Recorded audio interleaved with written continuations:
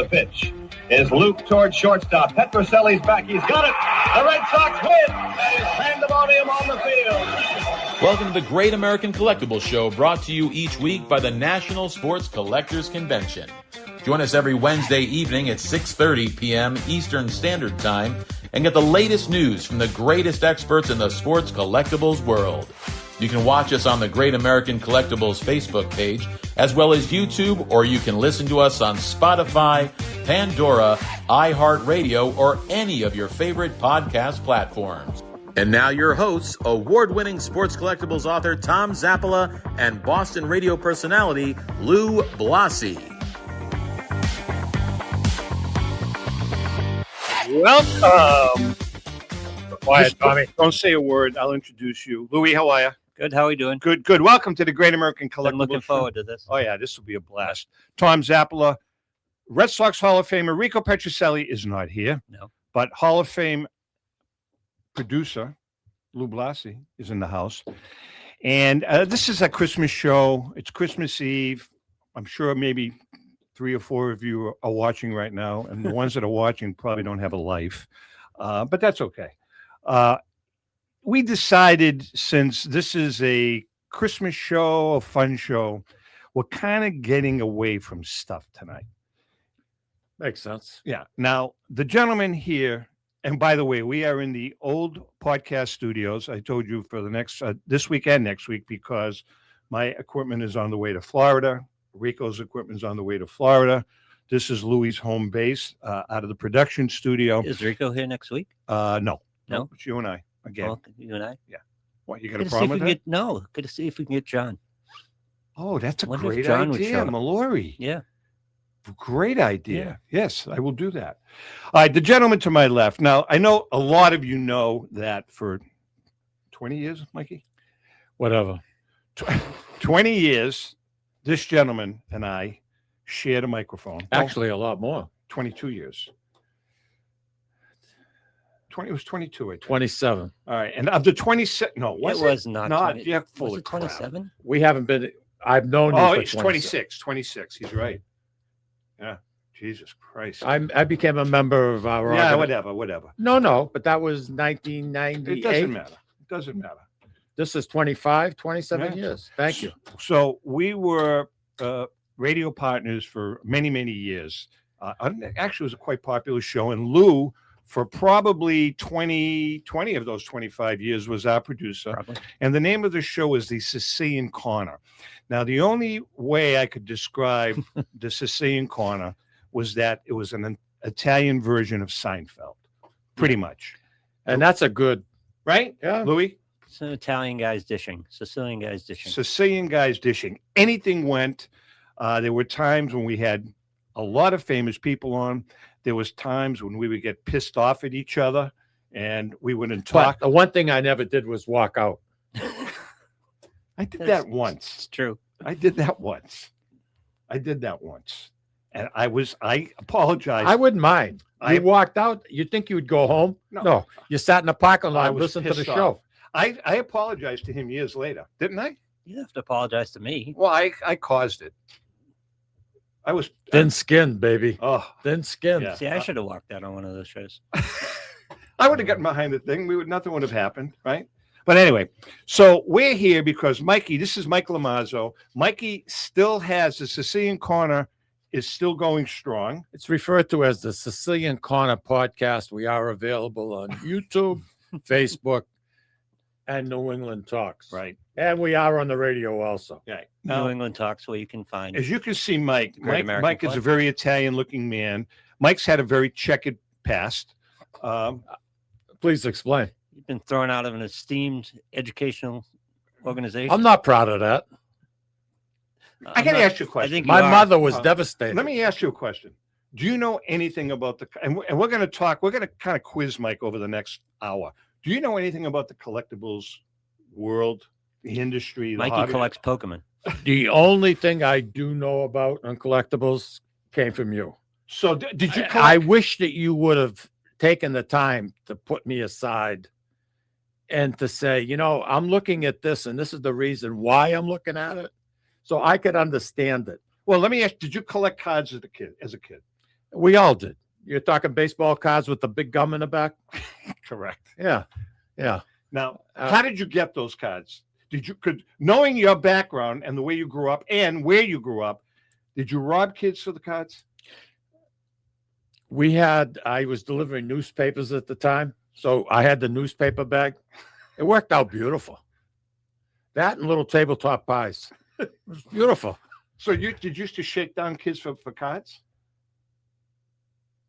It wasn't, you say shake down. I think what we offered a service. Oh, you had like a crew? I had two other guys. Okay. Yeah. And we offered this service at the John Breen Grammar School. And that service was protection. And that was in the 6th grade. So they used to pay you cards to protect them. That's it. Works out pretty well, Yep. actually.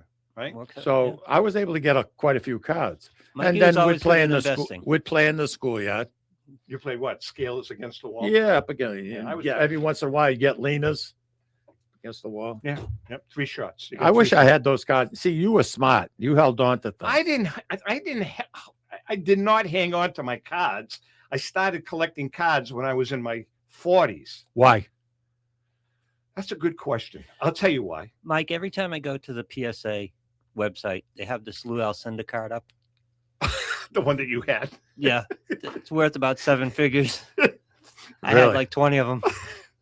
It always pisses me off. Just Wow. always pisses me off.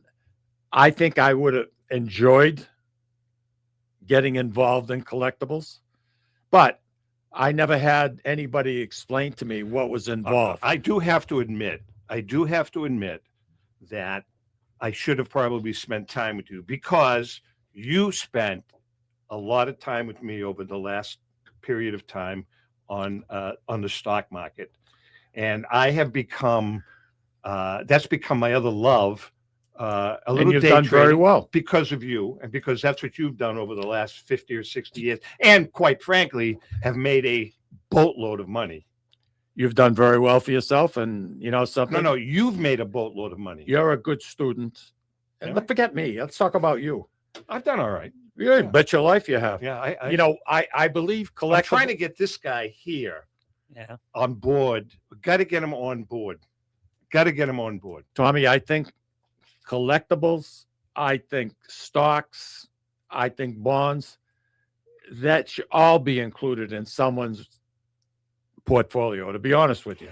Judging from what I've seen, and I'm in my 80s, so I'm not a kid, but I wish early on I had gotten involved. If I tell you how often we talk about that on this show and Really? in the hobby about and as you know, a lot of financial guys, a lot of financial advisors are now starting to learn the collectibles business and making recommendations so it's part of a person's portfolio. Now, my collectibles, honestly, and you know this, I have a pretty good investment portfolio.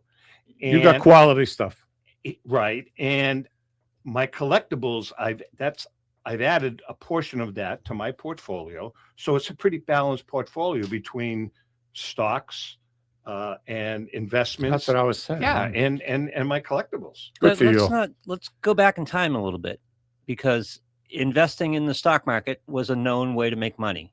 If you were going to talk to somebody in 1975 or 1980 No clue. about baseball cards, you would never have known the investment possibilities. of Absolutely cards. correct. He's absolutely That correct. evolved later. I mean, now, it's just absolutely incredible what's happened in this hobby. And I know you don't know a lot about it. So, we're talking to the audience and I'm talking to you.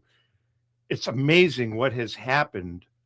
The millionaires that have been created because of this hobby. Now, where you really missed out, Mike, was NFTs. That's where you really missed Well, out. that was a swing and a miss, That was a swing and a miss. right? That was a swing and a miss. Yeah, but that was totally predictable. yes, Yeah. our good friend Joe Orlando. I had the pleasure of meeting yeah, Joe. Joe's a great guy, and Joe, Joe had originally made a move to get into that business, and he saw the writing on the wall right away, as did a lot of us. a younger man too. Yeah. I mean, he got on Well, board Joe's smart. Joe's relatively really young. bright. Joe's really bright guy. Yeah. Joe's One thing to be about collectibles, if you're going to say the difference, collectibles, it's tangible.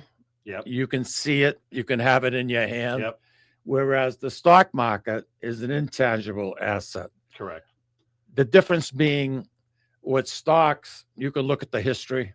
You can see if they're making money, whether they're not. Well, you can do that now in the collectible. Now world. you can. Yeah. I Now mean, you AI has been off the charts, to me personally, helpful in both the stock market and in the collectibles market. Because you can go, I mean, listen, there's all kinds of platforms now, Lou, in this hobby where that, offer you information on whatever. But you can just literally now go on AI and ask the question, tell me about this T206 Ty Cobb card, bat on the shoulder.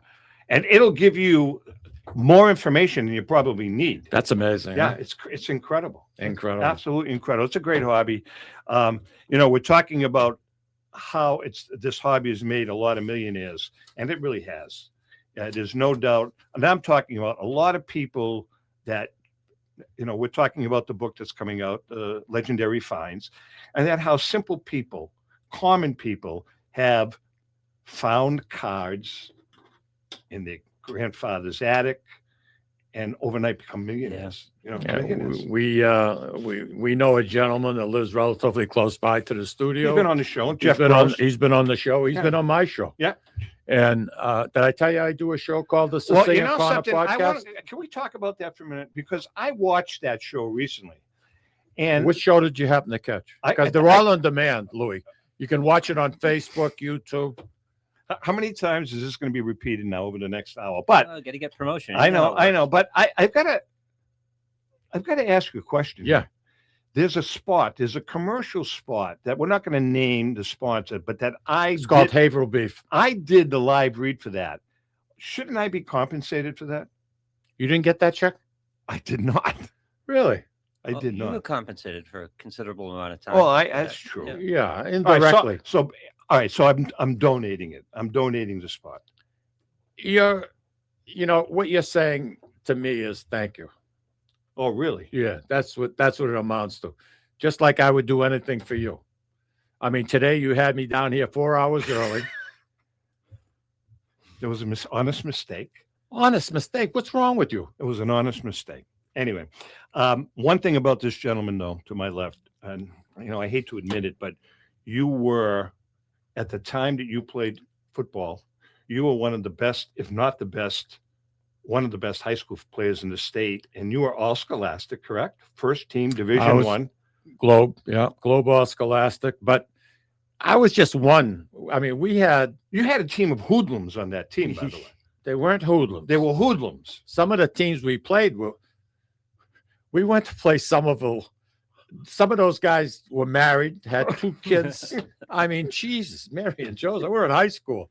I mean, but you guys were undefeated. Yeah. And then you had some scholarship offers to where? I actually in my junior year, I went out to the University of Maryland for 2 days. They wanted 3 days, 2 days. But instead, Tom Nugent. But you chose to get into loan sharking because your father asked you the question. Did your father, yes or no, ask you if you were a loan shark?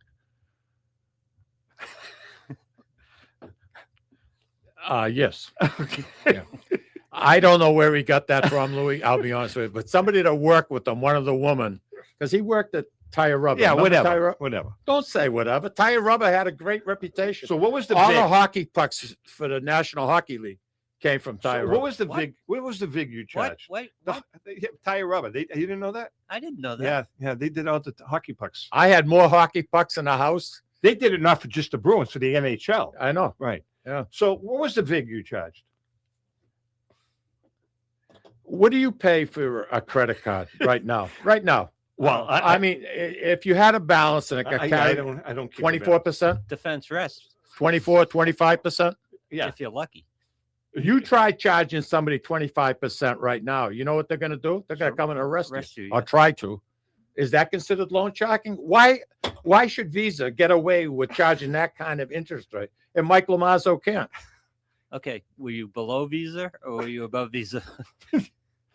It depended on the years your visual, because sometimes you have more risk involved, and you have to factor that into the equation. you do. So if I know the guy is poor history, So wait a minute. This was 50 years ago. Right. So you're telling me that 50 years ago you would do like a credit check on a particular on a client? I got to know the people that Vinny, did this guy pay if somebody you was back? if somebody was borrowing money for whatever reason, yeah, I want to know who I was lending So money to. how would you check out his how would you There's ways, Tom. I mean, everybody knows somebody. All right. You know what I mean? All right. So listen, I know you know nothing, and we're going to educate you. I'm going to try to educate you, as is Louis today. Oh, yeah. So a couple of questions, okay? And I want to see how much you know about this wonderful hobby. I know nothing. Oh no, I don't believe that. And we'll find that out. What is the most famous card of all time? Dead air. Probably a Babe Ruth card, I would think. Okay. Um, You're wrong, but that's okay. Really? Actually, yeah, you are wrong. Probably number 3. I mean, that's a guess. Obviously. You come on my show. I don't break your unis. Oh, yes, you do. So You do it when he's not on the show. My support staff. Honus Wagner, the Honus Wagner. Honus Wagner. Now, I should have remembered that because you told me that from years ago. Now you know who he was, correct? Wagner or the Mantle? Well, the 52 mantle, no, because the card that Kenny Kendrick is holding right now, the 8 theoretically is worth about $40 million. Yeah. You You know, didn't say most expensive. You said most famous. I still think that's the most famous, Yeah. but that's yeah. 6 of one Fair and half enough, a dozen yeah. the other. Yeah. So, but you know who? What position was I was going to ask you that. Honus Wagner? Not Hognes. Hogness? Honus Wagner. Honus Wagner. Now, yeah. you know No, what- he's That's what I meant forever to now say. Hogness Wagner. I would think he's probably a pitcher. That's incorrect. The Hogness Wagner era card. No, he was a shortstop. Oh, like Rico. That's correct. Just like Rico. Just like Rico, right? He never went over 32. Rico played shortstop for a while, didn't he? He did. Then he went to third. You know Yeah, that. very good. Yeah. The hot corner. That's right. Now, Wagner is also a Hall of Famer. What do we know about Rico as a shortstop, too, by the way? I know. I know that he's a good friend of yours. What can you tell us about him as a shortstop? His, He's got a tremendous reputation. his most notable achievement as a shortstop. What is it? I know among his peers, he's got a fantastic reputation. That's not what Louis is asking you. I don't know. At one point, he held the home run record for shortstops. American League shortstops. What American League did he shortstop. have? 23 that year? 40. That's what I said. He had 40? Did we ever find out what he was on that year? Yeah, he told me that. Oh. Marinara sauce. That's what he always says. I believe it. He said he was on marinara. Really? That was a Brady Anderson year. Yeah. But You know, it's a shame that those guys, the way they played the game, hurt, not hurt, for the shot money they get well, paid. you know something, we've done some, and Lou knows this. We've done some analysis on what Rico's salary, based on his statistics, what he would be making today. I mean, he'd get sick if he ever figured that out. He's been sick because we've told him. Yeah. He would have had 3 contracts on the south side. He would have had 3 contracts at around 60 or 70 million. Now that's Not from the Red Sox. I know that, but Not I'm from the saying Red no. Sox. But I actually, Lou, over the course of 13 years, I mean, if you look at the shortstop, and you're right, but if you look at the shortstops with his numbers and what they like, this guy Kid Mate, place, he would have been in the $60 million bracket. Can you imagine that? It's unbelievable. But talk about somebody who's down to earth. Great. Hey, by the way, who is Joe Jackson? If he comes up with what I think he's going to come up with, I I'm know. going to drop. Who's Joe Jackson? Joe Jackson? Yeah. Left fielder. No, I don't think. I think he was a center fielder. But what was his claim? Didn't he have a nickname too that went along with it? Yes. Joe Jackson? Something Come on. about shoes or something? Very good, Very good. Mikey. Shoeless Joe. Okay, I'm leaving now. I'm quitting while I'm on top. Shoeless. Shoeless Joe. Shoeless Joe Jackson. You know what he was famous Thought he was for? gonna come up as Besides a being singer. a great player, he got involved in a little controversy. Was he taking book on the games? Was he taking book on the game? Was he betting? Well, I he, guess- He's against accused himself? of fixing the he got game. Or is he? accused of fixing the 1919. White Sox scandal. Correct. Yep. Yeah, he was involved with that. All right. I'm impressed in the living bejeebers out of you today, aren't I? Huh? You really are. I mean, Oh, I'm I'm shocked. telling you, it's scary. Lou. He's all right. turning up in Boston. Before we take a break, who is the big train? Oh, Jesus. He played tackle for Chicago. Perry, the refrigerator. No, different sport, Mikey. Oh, we talking baseball? Yeah. Oh, Who is the big train? the train. He was a pitcher. All right, I'll give you a huge No hint. clue. I'll give you a huge hit. Now, I told you It's what not the gonna Cracker Jack moment was going to be about. And I also told you the story in my house of what happened with his T206 card. What was his name? Do you Oh, remember? I'd forgotten the story. Yeah. Yeah, we're going to talk about that. Not a clue. You know, I'm getting old, Oh. so you got to cut me some slack here. Walter Johnson. How the hell would I know that? He told you like I 40 told minutes you ago. when we were having breakfast, I told you. Yeah, how long ago was that? An hour? Yes. You want me to remember that? Oh, man. All right, listen, we're going to take a quick break. It's going to be that kind of a show. We're happy to be here, Mike. All kidding aside, man, we haven't been in the studio together in a long time. No, you were on my show not too long Yeah, ago, that and you sucked. did a lousy job. by That the way. show sucked. That Yeah. show sucked. I made that show. I'm not going to deny it. I made that You show. were responsible for a lot of it, but I made it better. You did. We're going to take a quick break. Hang in there. We'll be right back.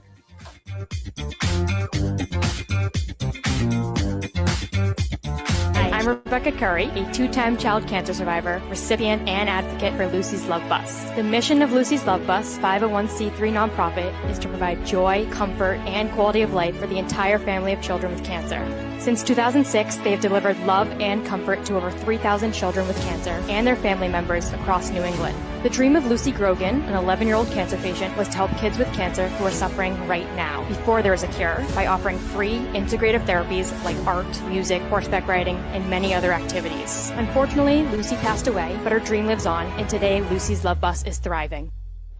I'm Red Sox Hall of Famer Rico Petrocelli. I hope that you'll consider supporting Lucy's Love Bus and all of those children who have been stricken by cancer. The Great American Collectibles Show is partnering with Lucy's Love Bus to help these kids. Let's continue Lucy's dream. Please go to lucyslovebus.org for more information.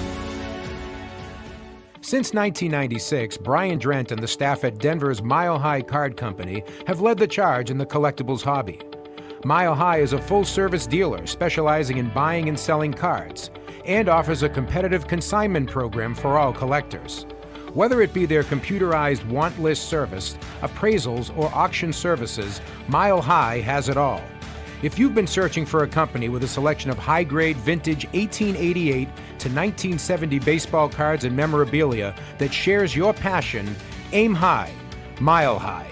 Go to milehighcardco.com or call 303-840-2784 for more information. This is Brian Drent, president of Mile High Card Company. Is your sports card and memorabilia collection properly insured? For easily replaced personal property, homeowners insurance is all most people need. But for prized possessions that you may have spent a lifetime collecting, it doesn't go nearly far enough.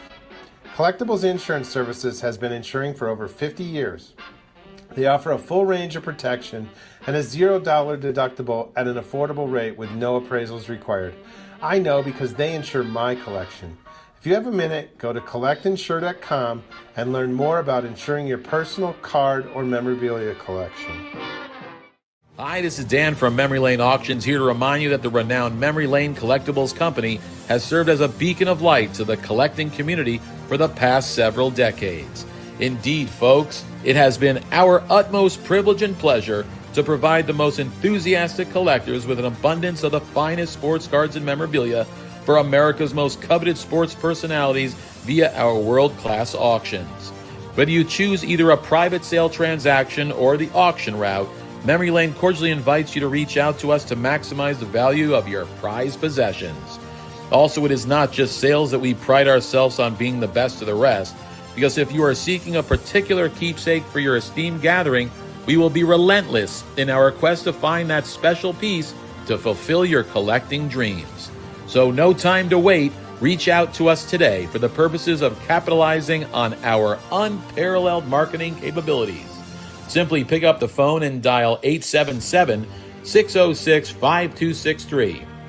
That's 877-606-LANE, or find us on the World Wide Web at www.memorylaneinc.com. Now is the time for your valued consignment to ultimately become another one of Memory Lane's record-setting prices. How would you like to own the bat that was used by your favorite player when he hit that towering home run or game-winning base hit? Now look no further than JT Sports, specializing in the sale and authentication of professional game-used bats. As the official authenticators of professional model game-used bats for PSA DNA, JT Sports will guarantee the authenticity of any bat purchased from them. JT Sports also buys and sells game-worn uniforms, gloves, and baseball equipment. The unique quality of the collectible is what JT Sports is all about. Give them a call at 609-487-8003 or check them out at GameUseBats.com.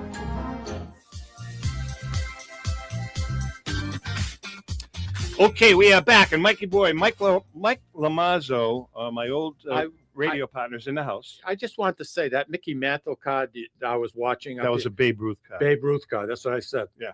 That went for $4 million? It did. Am I wrong? Couch change. Right. Am I wrong about when he called the shot in 1932 that jersey he had on went for $24 million? Correct. Or am I confused? Correct. I have a picture of the jersey goes for more than the card. Well, you have to understand game worn jersey. That was the game. That was the jersey he wore when he called the shot. He was lucky. I have a picture of Rico and I with the shirt. With him pointing? No, but with the shirt. Oh, with the shirt. Yeah, with the shirt. And there's that's in and that's going to be in the book. That's one of the items in the book. Speaking of which, I hear there's a new project. Yeah, we're kind of excited about it. Okay. It's called Legendary Finds and Sports Collectibles Treasures. It's coming out 2027 national. And the premise of the book is people that find, like, say, baseball cards. Not necessarily just finding not like just in baseball an attic, cards. but like, for instance, there's also a section called Epic Treasures, like the called shot jersey is in it. That's an epic treasure. I mean, that's something that is, wonderful, beautiful. So if you owned a jersey like that worth that kind of money, I mean, you have to make sure it doesn't you get have to moths, take care of it. Moths. Huh? You got to worry about moths. No, I'm serious. I mean, the humidity's got to be this. So let me ask you a question. Who do you think? I don't know who the owner is, but who do you think would own a jersey like that? John Mallory or Lou or myself? It should be in the Smithsonian Institute. Well, it's probably a private collector. Forget that. It should be in the Smithsonian. Well, Mike, how about the Hall of Fame? Mike, if you had it, would you give it up to the Smithsonian, or would you take the $4 million or the $12 million? I would let them $24 million. Like the Wizard of Oz. You look at those ruby slippers and the amount of money. I mean, people don't realize it, but there was 4 sets. 4 sets of ruby. Do you know that one of our sponsors auctioned those off, Heritage Auctions? For an unbelievable freaking amount of money. Heritage. They got $3 million in freaking bonus money for doing it. Where'd it go? 32 million? I don't even know. 32. That's not. Trust me, I know about stuff. I'm sure you do. But anyway, the Babe Ruth. What would be the prime Elvis collectible, Mikey? His hair. His toilet seat. Good point. Yeah. I mean, I got to ask you a question before we go into our CJ moment. What is your affinity to Elvis Presley? Well, everybody loves Elvis. The guy fell off his toilet seat and died.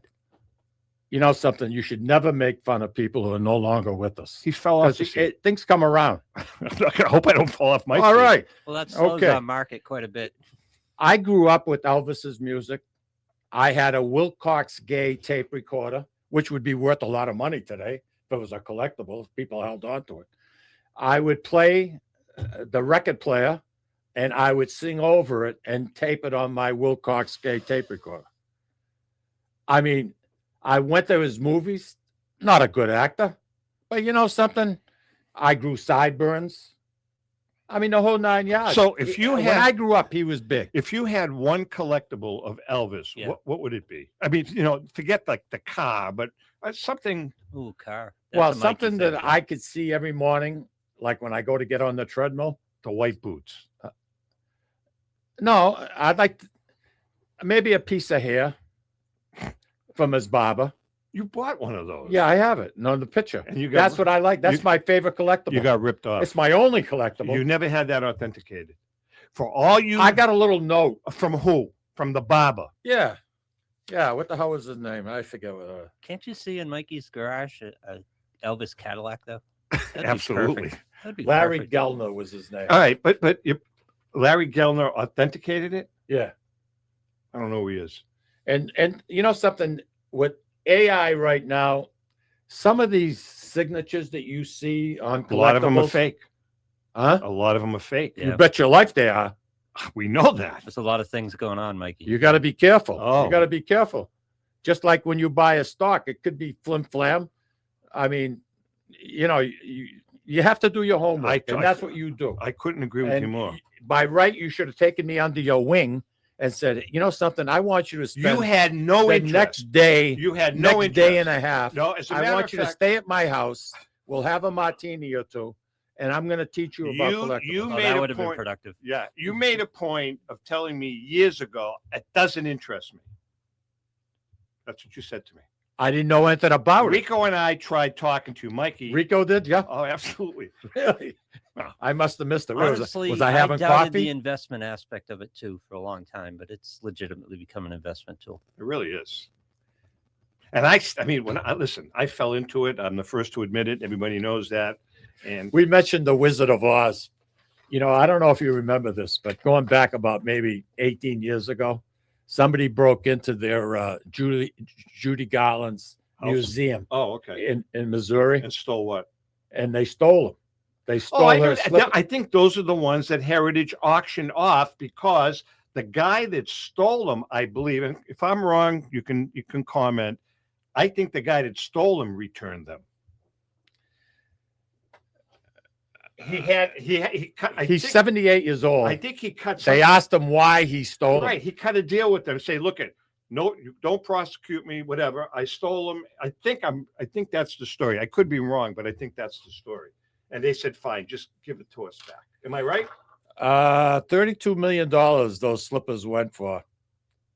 32 mil. 32 million. More than the Babe And there's Ruth four sets. More than the Babe Ruth called short jersey. That's I had seen disgraceful. I saw the ones in the Smithsonian. I did too. I didn't realize there was 4. So when they said they robbed them, I couldn't believe it. I said, "Can't be." Well, The you know who used, Smithsonian ripped you off, is what well, you're saying. the Scarecrow used to wear No, those. they have them. Did you know that? Huh? The Scarecrow? He used to wear them once in a while. Comic books. Did you Big save money. your big money? Big money. Big money. The Superman, the first issue of Superman. Huge money. What was that? That- Action. I think comics? that's a heritage also. You know, if we sent Mike to Heritage Auctions website, we'd lose him for a month. Oh, I think so. Probably. You'd lose. There's no doubt. There's unbelievable stuff on there. And It's- Memory Lane too. It's an adventure. It's Memory really Lane, too, just yeah. absolutely incredible stuff that they had. Joe Orlando is Is he still with? no, he's the executive vice president of Heritage Auctions. Oh, yes. Yeah. Okay. All right, listen, Yeah. it's time for another Crackerjack moment. We've been talking about this, brought to you by our friend Paul Borges and PB Collectibles. Go to pbcollectibles.com for that special vintage card at an amazing price. Now, I've got to say something. We started these CJ moments because our book distributor found 4 cases. We're down to 2.5 cases. Wow. Yeah. So if you want, and Mikey will explain that later, but this week's CJ moment, Mike, is Walter Johnson. We just mentioned his name. Yes. When it comes to the best of the best, look no further than the big train. In our opinion, Walter Johnson is the greatest pitcher that ever lived. The all-time leader in shutouts with 110, Johnson compiled 417 career wins as well as 3,509 career strikeouts. It's hard to find a better pitcher. Although Cy Young had more wins, Johnson was more dominant. His fastball was overpowering to begin with, and his sidearm motion made it even tougher for batters to pick up the ball. Nicknamed the Big Train because of the amazing speed of his fastball, Johnson won at least 20 games 12 times. Unbelievable. Today, his single season 1.14 earned run average is the 6th lowest ever. Named American League MVP in 1913 and 24, Johnson won the Triple Crown of pitching in 1913, 18, and 24. He led the league in shutouts 12 times, shutouts 7 times, wins 6 times, and ERA 5 times, and the list goes on and on. Interestingly enough, Johnson pitched on quite a few losing teams.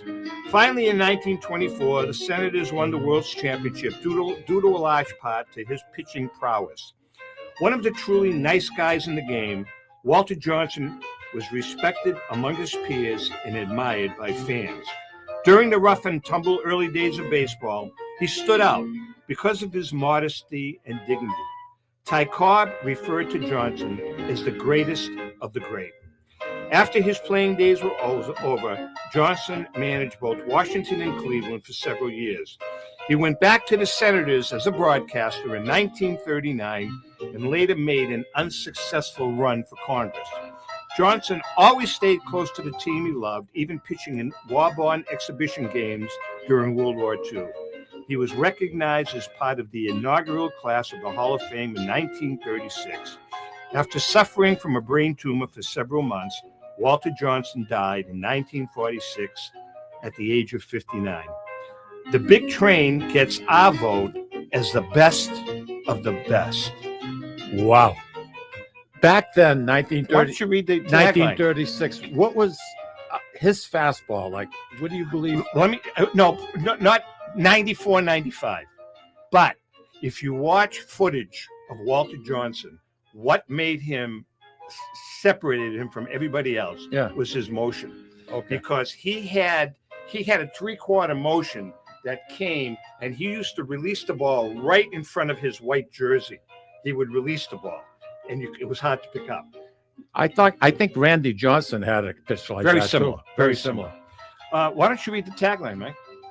I'm going to need my glasses. I need reading glasses because I didn't realize I was going to be reading. I have them. You happen to have them? Lou happened to go down to Stephanie. Yep. My girl. Steph always comes through. So these are Stephanie's glasses. They look nice, huh? Oh, wait. You can read the tagline. These are really cool. Then I'm going to tell you my Walter Johnson story that I think you know of, and I know Lou, but our viewers don't. And to all our listeners, to order your copy of the Wait a Cracker. minute. Wait. It doesn't say to all of our listeners anywhere on that paper. I'm ad-libbing. Okay. Don't I have a little Yes, bit of go ahead. leeway here? All right, go ahead. To order your copy of the Cracker Jack collection, Baseball's Prized Players, this great book will give you a glimpse into the personal and professional lives of the players in this iconic collection. That's the Cracker Jack Why are you collection acting? You just on read it. sale now. On sale now at 30% off the regular retail price. For more information, please reach out to tomzaplamedia.com. Cracker-Jack-Collection. Not bad.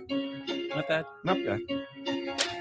Not bad. All right, I'm going to tell you my Walter Johnson story. Some people know this. You know, I don't even know how to describe it. I'm not a superstitious guy by nature. I really am not. I am. I know you are. Lou, you're not, are you? Kind of, sort I'm of. a hockey player, so yeah. So I'm going to tell you a story that happened. And to this day, Is it going to take long? no, to this day, I still don't have an answer for what happened. Oh, I'm going to I'm like going this. back. I'm going back probably 15 years ago. And my prized possession at the time was my T206 Walter Johnson baseball card. And I had it, it's still there now, but I had it in a case on a piano in my bar area in the pub. So every year when Ellen and I used to leave for Florida, I would take all of the items, there's about 20 of them, out of my little case, and I would put them in this big round Tupperware container and hide it. And let me note, this is before I started taking care of the house while he was in Florida. So Understandable. So we put it in, I would put it in the safe, but I'd have it all right. So we're leaving for Florida, and this is the God's truth story. And I'm taking the cards out, and I walked from the case across the room to my bar area, and I had everything there, and I start putting them in the case, right? So I'm going back and forth, and I look, and my Walter Johnson card is not there. So what the hell what happened to my Walter Johnson card? So I said, must have dropped it. And I'm literally 10 feet. I said, I had to drop it. So I look on the floor, can't find the card. I look under the piano, can't find the card. Look under the bar, can't find the card. So now I call Ellen. I say, Elle, can you come over here? I said, I can't find the Johnson card. It's nowhere here. I emptied out the whole Tupperware again. It wasn't there. Was not there. Ellen starts helping me. We tore the room apart. No Walter Johnson card. Now I'm really upset. Nerve-wracking. I'm really upset. But we have to get moving because we're leaving for Florida. Leaving for Florida. I am upset. I'm pissed. I don't know what I did with it. It's got to be somewhere in the house, right? I closed the Tupperware, put it in the safe, locked the safe. Now we're going to fast forward 3.5 months. We come home. I'm still thinking about the goddamn card. I go into the safe, take the stuff out, put it on the bar, take the top off. The Walter Johnson card is sitting at the top of the pile. May God strike me dead. So now I freak out. I said, Ellen, look, the card was there. So now I don't know what to do. Now, Lou had a guest on. He's still on, Ron, right? Ron Kolick. Yep. Ron Kolick. New England Ghost Project. Ghostbusters. New England Ghost guy. He comes. I called Ron up. It's not Ghostbusters. Whatever it's called. New England Ghost Project. New England Ghost. I called Ron up, and I said, Ron, I told him what happened. He said, let me come to the house. So Ron came to the house. Are you serious? Dead serious. Oh, yeah, ask Ron. Oh, yeah. Ron comes to the house.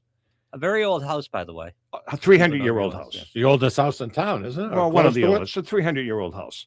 So Ron comes, the guy from the Ghost Show comes to my house, and we go into the pub. Now, the pub was part of the original building. And it was the centerpiece of the house. Yeah. The pub was the original kitchen during the Revolutionary War. I mean, everything was there. Everything was added So on. we're sitting there, and Ron is telling me, I'm telling you, Tom, there's all kinds of vibes happening in this room, right? So I explained to him what happened, that I found the card, and he's now, Ron's not a psychic, right? No. Okay. But anyways, he has a theory, and No, he's an investigator. right. Yeah. So he makes a comment about the cards. Now, he knew that the Walter Johnson card is my favorite card, right? He says, I think it's where you had him placed somewhere. It's just whatever. So now he leaves. Seriously? He leaves. So now my sister Anna has a friend that's a psychic. So I call her up. Her name is Deb.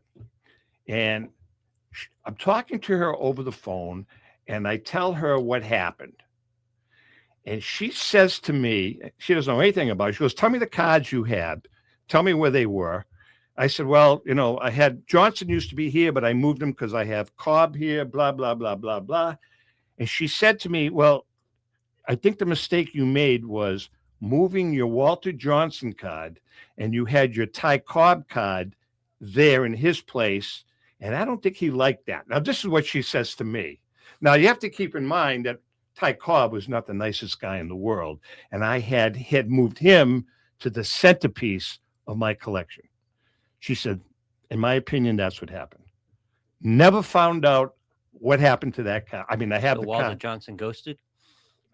I have the card still there. Still now, obviously, he's sitting in the prominent I place was going again. to say, so you rearranged the order. Oh yeah, Cobb. I Yeah. moved him to right field. Yeah. How many years you've had that Johnson card?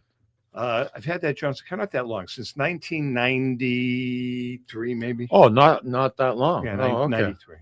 Yeah. I paid. You know what I paid for that card? I paid, I want to say, $100 for that card. And it was graded a high grade? It's graded a 4. A what? 4. How does the grade system? One to 10, or Yeah.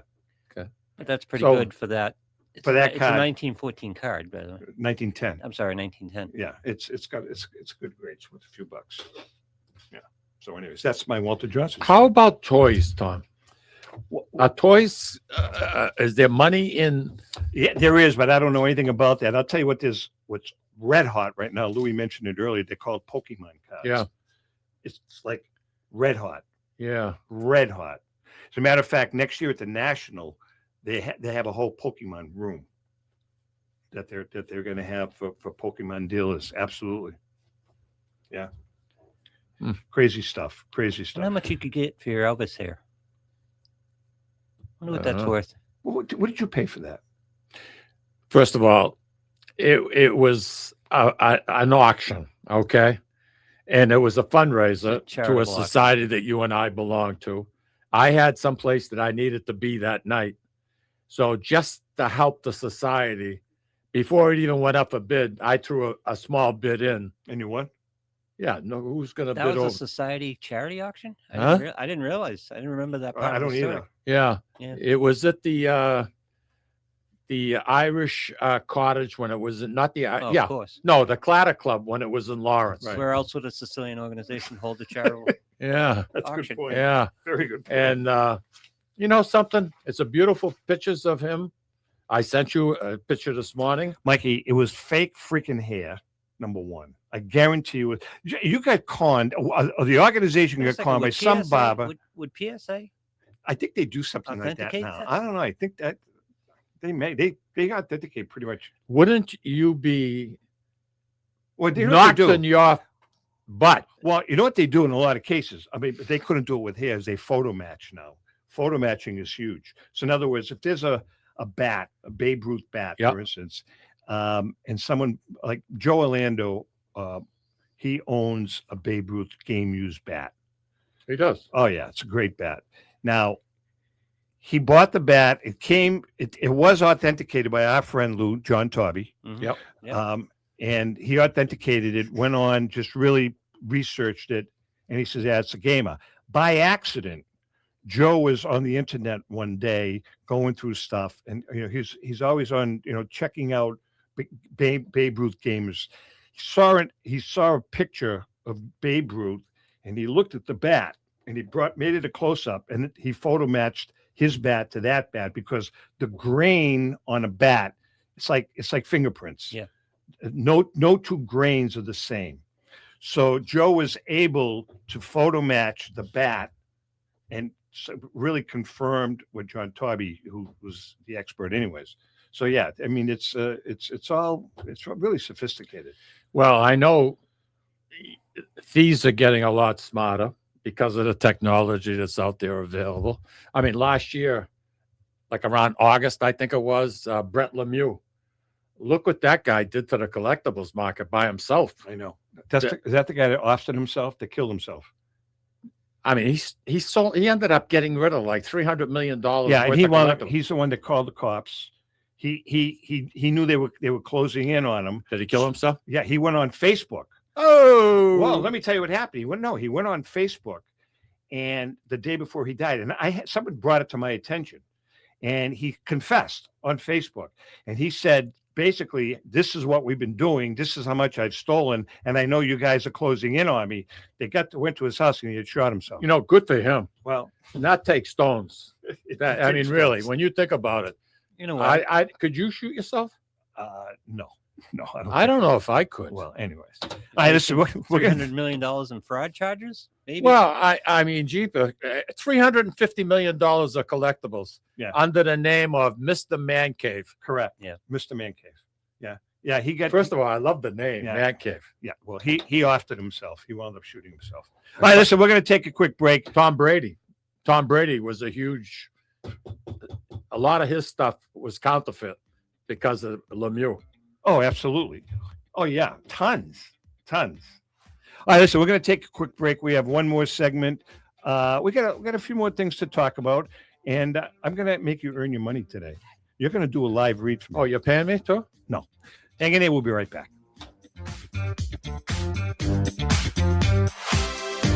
I'm Rebecca Curry, a two-time child cancer survivor, recipient, and advocate for Lucy's Love Bus. The mission of Lucy's Love Bus, 501c3 nonprofit, is to provide joy, comfort, and quality of life for the entire family of children with cancer. Since 2006, they have delivered love and comfort to over 3,000 children with cancer and their family members across New England. The dream of Lucy Grogan, an 11-year-old cancer patient, was to help kids with cancer who are suffering right now, before there is a cure, by offering free, integrative therapies like art, music, horseback riding, and many other activities. Unfortunately, Lucy passed away, but her dream lives on, and today Lucy's Love Bus is thriving. I'm Red Sox Hall of Famer Rico Petrocelli. I hope that you'll consider supporting Lucy's Love Bus and all of those children who have been stricken by cancer. The Great American Collectibles Show is partnering with Lucy's Love Bus to help these kids. Let's continue Lucy's dream. Please go to lucyslovebus.org for more information. Pristine Auction is a family-owned and operated online auction specializing in autographed memorabilia, sports cards, coins, art, and collectibles. Since their founding in 2010, they've grown to 2 facilities in Phoenix, Arizona, totaling over 60,000 square feet. Jared Cavalier and an incredible staff of over 150 team members serve a very large customer base and enjoy every minute of it. By working with leading authentication companies, Pristine ensures all items are 100% authentic. In addition, third-party authenticators regularly travel to Pristine Auction to provide authentication services on site. Pristine Auction strives to operate its business in a way that's honoring to God, their families, and their customers. With a strong focus on speed, quality, and premier customer service, their mission is to be the leading online auction for every level of collector and fan. Pristine also works for Hope Sports and Identity Hoops International, traveling to Mexico to build houses for the less fortunate. Pristine Auction offers several online auction formats with thousands of auctions ending each day. For more information, go to pristineauction.com. That's Pristine Auction, the best in the business. If you're a discerning collector interested in owning the most important pieces in the hobby, look no further than Leland's Auctions. The original sports auction and appraisal house, Leland's was established in 1985 by legendary Pioneer founder Joshua Leland Evans. And today, President Mike Hefner carries on their tradition. From the Tom Brady card and memorabilia collection to the famed Boston Garden auction to high-end card auctions from every major sport, Leland's has always maintained the highest standards. Go to Lelands.com and get your bid in. That's Leland's, the hobby's leading sports auction house for 4 decades. It's often been said that championships are won on the practice field, and world records come only to those willing to work harder than everybody else. Heritage Auctions is the world's largest collectibles auctioneer because we believe that becoming the best is only an invitation to the challenge of remaining the best.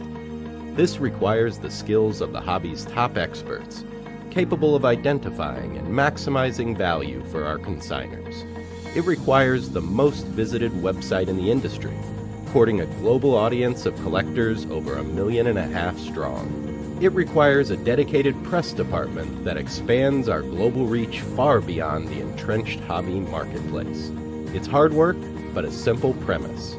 Present the finest collectibles to the largest population of potential buyers, and world records will come. We invite all listeners to put the unmatched power of Heritage Auctions to work for you. Auction evaluations are always free, and our commission-based fee structure ensures that our interests are always aligned. The highest possible price for your collectibles. There will always be new world records to chase, so let's chase them together. Visit our website at ha.com and request your no-obligation review today. Hi, this is Dan from Memory Lane Auctions, here to remind you that the renowned Memory Lane Collectibles Company has served as a beacon of light to the collecting community for the past several decades.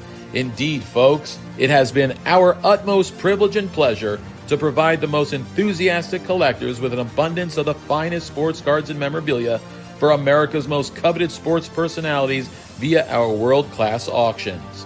Whether you choose either a private sale transaction or the auction route, Memory Lane cordially invites you to reach out to us to maximize the value of your prized possessions. Also, it is not just sales that we pride ourselves on being the best of the rest, because if you are seeking a particular keepsake for your esteemed gathering, we will be relentless in our quest to find that special piece to fulfill your collecting dreams. So no time to wait. Reach out to us today for the purposes of capitalizing on our unparalleled marketing capabilities. Simply pick up the phone and dial 877-606-5263. That's 877-606-LANE, or find us on the World Wide Web at www.memorylaneinc.com. Now is the time for your valued consignment to ultimately become another one of Memory Lane's record-setting prices. Are you a collector looking for that rare trading card or autographed ball or photo? If so, then PB Collectibles in Newport is the place for you. PB Collectibles has graded cards, raw cards, complete sets, and wax boxes of the stars of the future, today, and from the past. We also offer a large selection of both vintage and modern cards. So whether you're looking to add to your collection or sell it, visit us at PB Collectibles, 269 Spring Street in Newport, located across from St. Mary's Church. We are your neighborhood card shop and much more. Hey, I'm Mike Petroselli. If your company is looking for the best in marketing and promotional items, you'll hit a home run with Petroselli Marketing. With over 8,000 suppliers and 650,000 imprint-ready items, we can get your company the visibility it needs to get your maximum exposure. Whether it be office promotions, wearables, automotive, sports items, and everything in between, Petroselli Marketing can do it all. Our design staff will even work with you from concept to delivery and customize your products. At Petroselli Marketing Group, we will get your brand in front of your audience. Contact us at info@petrosellimkt.com or call us at 603-880-3202. That's Petroselli Marketing, where no dream is impossible. Wow. You got quite a few sponsors, huh? I'm sorry? You have quite a few sponsors. You're lucky. Which point? Well, I think if you add 2 more sponsors, you can just stay home and we'll do an infomercial. What do you think? You know, It's a popular show, Mikey. Petroselli Marketing, he does a good job. Mike's a nice guy. I like Mike. Rico is the founder of that company. Yep. And every once in a while, he throws Louis and I. Do you have any like coffee mugs with, what's the name of your show? The Great Collectible Show? The Great American Collectible. Great American. Do you have like coffee mugs and shirts? And... We have some jerseys, shirts. I never got one. I don't have triple XL. I have 2 right here. You want one? Lou, you have one there? I have 2 right Yeah, here. can you hold it up for Mike so he can see it? What do you think we're like? I don't have to pay for this, right? Well, it won't fit you, trust me. Why, they run short? Look at your size compared to It's Lou. pretty big. Oh, no. That won't even get around my arm. Right? Yeah. So Thank you anyway, Lou. Listen, he's a good guy. The great guy. Who? Lou. Lou's a great guy. Yeah. All right, listen, why don't you do me a favor? Yeah. You haven't done squat. You've made no contribution to the show today. Why don't you tell our listeners about Probably Finkel- sold 100 books for you with that little tag at the end of the. Oh, that's a good point. Yeah. On purpose, you wrote this ad copy with a 7 font, so I couldn't see it if I wanted to. So Louis had to run downstairs, borrow glasses from Stephanie so I can read this. You want me to read it now? Tell our listeners and viewers about Finkelmeyer Insurance Company. Why do you have to take the headsets off? All right. He can't hear. Let's see. Insurance for collectibles. As deaf as a halibut. Yep. Insurance for collectibles. Do me a favor, just read. You don't have to act. You're not on TV. Just read the You goddamn don't have to thing. title it. Right. It's Finkelmeyer Insurance Agency. It's been insuring collectibles since the 80s. The late Tom Finkelmeyer wrote the original sports memorabilia insurance policy. This is going to be a when train nobody else would. He was the first one. I know he was. You know that? A lifelong collector of sports cards, Tom Sr. instilled the love of collecting in Tom Jr., his son, the current president Unlike of Tom and you. Ficklemeyer Insurance Agency. Am I saying his last name so right? So far, so good. I pronounced it right? Yeah, so far, would you continue? Tom Ficklemeyer Jr., with 3 decades of insurance experience, he has paired the expertise with 50 years of collecting. With a litany, I say a litany, of professional designations, including counseling and risk management.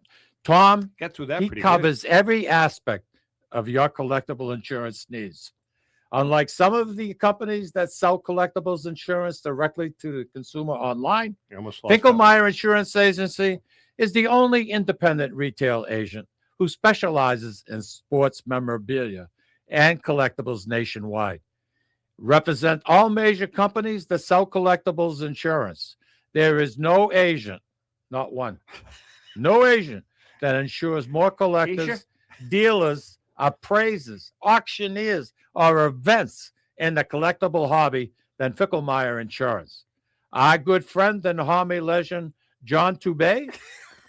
I knew he was going to blow that one. Would he have insured the Connie Francis yeah. concert? Taube. John Tommy Tommy of JT Sports has been using Ficklemeyer Insurance for over 20 years.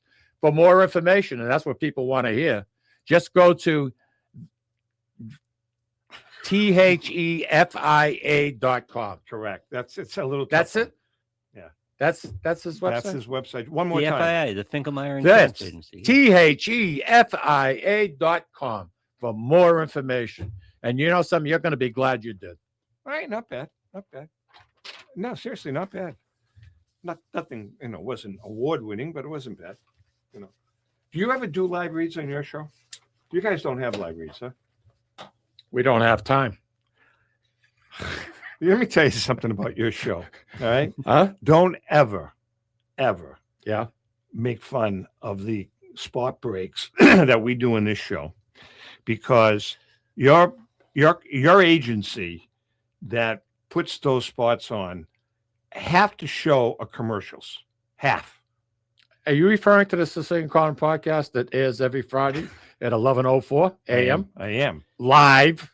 Right. Oh, by you the know way, why? it's- We got stones. It's We 35 have minutes of stones. commercials We don't have and 10 to minutes of pre-record. Roger's phone call. We do it live. Exactly. All right, listen, by the way, I do have a programming announcement, Mike. Thanks for reminding What's that, me. Tom? So the show, we are moving the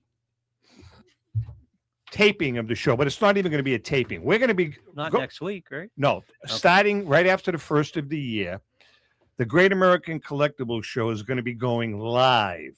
Now, Okay. there's a little caveat here. We're going to be recording the show live at 12:30 on Wednesdays. 11:30. 11:30 on Wednesdays. 11:30 on Wednesdays. Now, at 12:30, 1 o'clock, you can watch the show. No, you can watch it at You 11:30. can We're watch it going at live. 11:30 live if you'd like, but it's going to be available after 11:30 on Wednesdays to the world. Are we going to go live on the Great American Collectibles Facebook page as well? Absolutely. We're going to Okay. go across the board. So we're going to be sharing the show on Wednesday afternoon. However, we're still going to, and I'm hoping that people still tune in at 6:30, because that's when I will be watching the show with you, communicating with our viewers and listeners. Do a live replay and you'll be in the chat. talking to Correct. people. We'll have a chat. You'll be watching the live replay of it, and we can communicate, so you can still watch the show at 6:30. But if you want to watch it live, you can watch it live. I hope I didn't screw that up. I probably did. It's but fine. We'll explain it more. We got time. Yeah, as time. We should do it with you too, Mikey. We should do the Sicilian Corner Sounds live good. at 11, I like it. live at 5, live at 7, live at 9, live Absolutely. at 11, and you be in the chat. And You can talk to Roger. You know and- something? Here's the problem with Mike. He's lazy when it comes to that stuff. Okay. He refuses. But you know why? And I'm going to tell you why. Because as soon as he leaves this studio, he's in his car heading into Boston to the Encore Casino. Not true. Not every Friday. Sometimes it's Foxwood. Yeah, sometimes you go to Foxwoods. Yeah. All right. Well, you didn't say that. All right, let me ask you a question. And before we leave, Mikey's gonna give us the recipe, believe it or not, for I hate to admit it, but you make, hands down, and it's easy, the greatest Sicilian roasted peppers in the history of Sicilian roasted peppers. I think your mother must have made very good. Yours ones, were too. better. Seriously. They're better. Wow. As a matter of fact, why don't you do that right now? Okay. If you're not, a lot of you are not Italian. Most of You you don't are have not to Italian. You don't have to be, but jot this down. I'm telling you, this guy's roasted peppers. If you want to make friends, go ahead, real quick. Pick up 10 red peppers, Yep. any supermarket or produce department. Put the broiler on high. The broiler. The Okay. broiler. Yeah. Some people would cook them right over the flame. You have to keep turning them, but I cook too many. So it's easier for me to do it this way. So I put them underneath in a broiler pan, put them in the oven, put the broiler on, let them on one side maybe 8 minutes. You want them to get black. You see them blistering, okay? As soon as they start getting some black to it, turn it, quarter spin to the right. Do again another 8 or 9 minutes until they get black. What if Until you're you do the left-handed? whole pepper.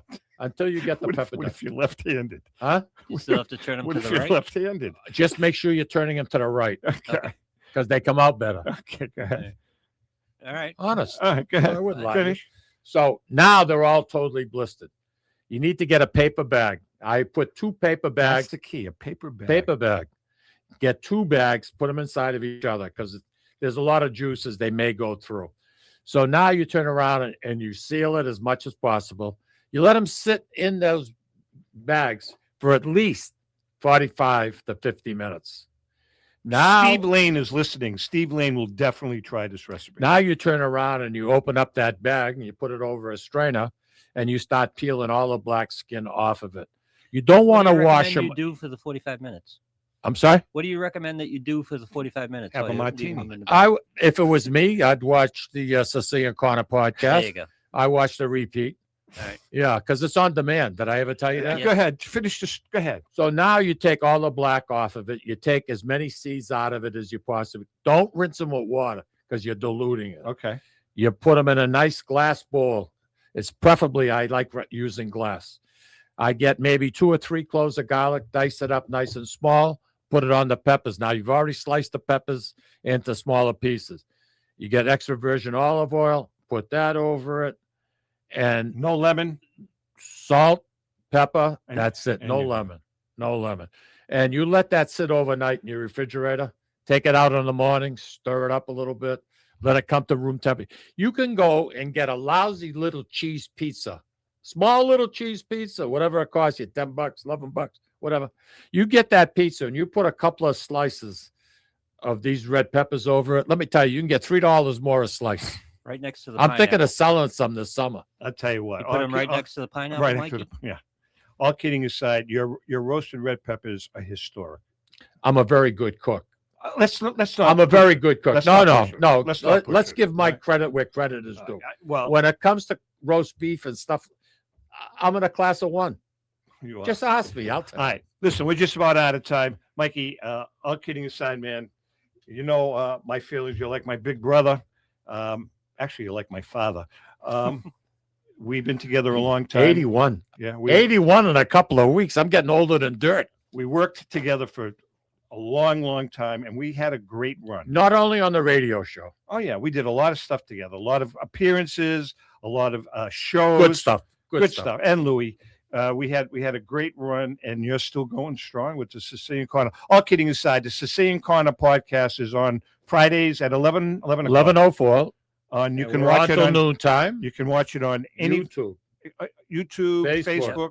Yep. The New England Talks whatever Network. it's called. We get about 8 people on that. It's very good. Hey, they do pretty well. Great Yeah. American Collectible Show does really well. Actually, we do very well in that. Yeah. Yeah. You know, and that's like just a hub, but we kind of kill it on that. The Net New England Talks. Yeah, it's great. Yeah. All right, Mikey, to our viewers and listeners, next week, it's our last show of the year. We're going to try to bring in our buddy, John Mallory. Be great. Because Rico's off. Louis, That'll be myself, awesome. and John, to everybody, it's Christmas Eve. I'm sure you're not going to watch the show tonight, maybe tomorrow, maybe Friday, whenever. But to all of you, from all of us, who wish you guys a very happy Hanukkah, Merry Christmas, and remember, happy collecting.